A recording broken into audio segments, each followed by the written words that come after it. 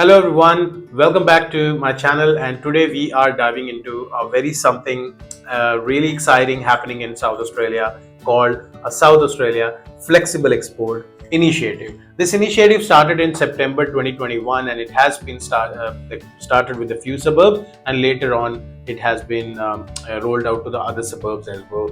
You can check more information on South Australia SAPN network website, where you can see why they have launched this, all the compatible equipment, as well as all the relevant agents information and why that is important and required. You can also put your home address and check the eligibility of your house, that are you eligible for the flexible export. So let's go with some refresher that South Australia has one of the highest rate of a solar adoption in the world.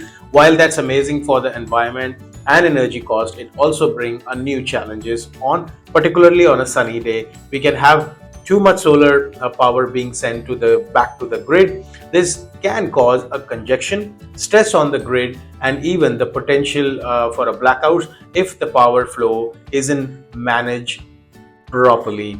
To manage this, the state has introduced something called flexible export. Rather than the older approach where house got a fixed export limit, which is 5 kilowatt hour per phase, the initiative allows the system to adjust export limit dynamically based on the real-time conditions, which means your solar export will be controlled by SAPN as per the requirement. However, if you don't want anyone to control the export, then while applying for the solar approval, you get two options. One is a fixed 1.5 kilowatt export per phase, or a flexible export for 1.5 to 10 kilowatt hour per phase.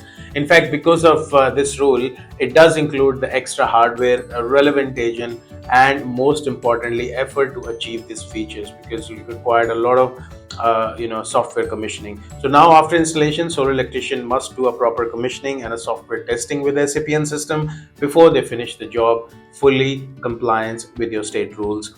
Biggest advantage for the solar installers.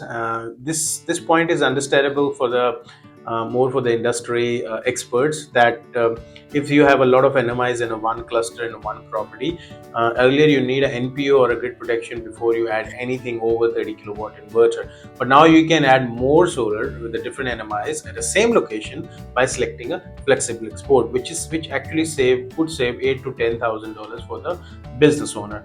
Anyways, let's come to the topic again for the homeowners.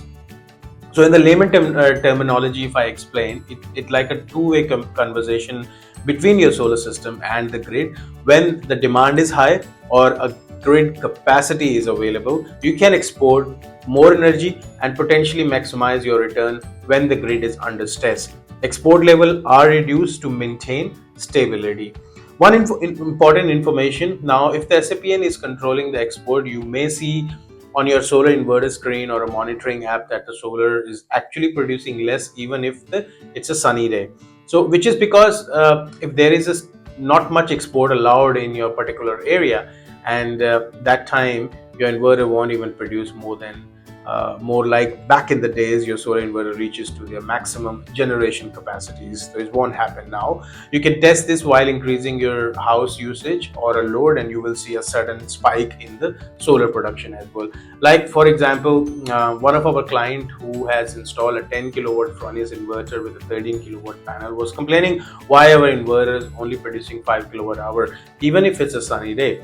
Then later on, I asked him to turn on and put this, their Tesla charger and charge the car, and they have seen consequently a spike in their production as well. So this is the power of internet-based software, which is helping everyone. This dynamic adjustment is managed through a technology that's embedded within a compatible solar inverter, which are programmed to respond to these changes automatically. So you don't need to worry about making any manual adjustments yourself. It all handles behind the scenes through the internet. So let's talk about one more benefit from the consumer point of view as well. Well, flexible export can increase your solar system efficiency by allowing it to send more energy back to the grid when the conditions permit. This could mean a better return on your investment in your solar and ultimately a lower energy bill as well. Plus, by participating, you are contributing a stable grid for everyone in the community. So How how can you get the board with the flexible export?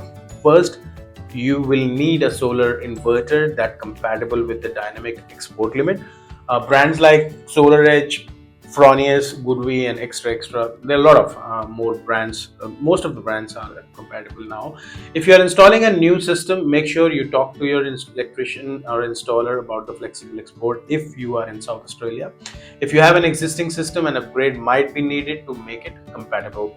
Flexible export are an innovative way for South Australia to handle its impressive amount of solar energy while keeping the grid stable and efficient as well. If you're interested in maximize your solar power potential and supporting a more sustainable energy system, it's definitely worth looking into a flexible export option. Thanks for tuning in. If you found this video helpful, please give it a thumb and subscribe the channel and stay updated with the latest solar tech. And let me know if your comment or if you're considering for the flexible export or have any questions as well. So see you in the next video. Till the time, thank you.